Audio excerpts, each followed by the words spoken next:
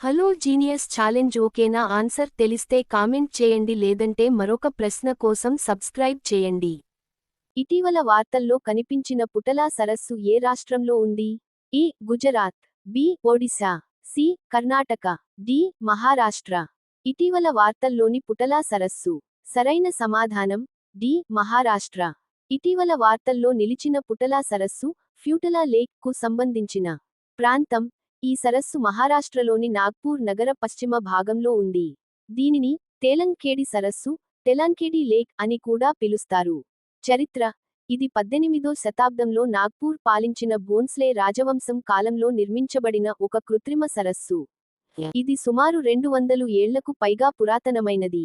ప్రత్యేకతలు: సుమారు 60 ఎకరాల్లో విస్తరించి ఉన్న ఈ సరస్సు రంగురంగుల మ్యూజికల్ ఫౌంటైన్లకు ప్రసిద్ధి చెందింది. వార్తల్లో ఎందుకు ఉంది? ఈ సరస్సు ప్రాంతంలో జరుగుతున్న నిర్మాణ పనులపై పర్యావరణ పరిరక్షణ దృష్ట్యా సుప్రీంకోర్టు ఇటీవల కొన్ని ఆదేశాలు జారీ చేయడంతో ఇది వార్తల్లో నిలిచింది.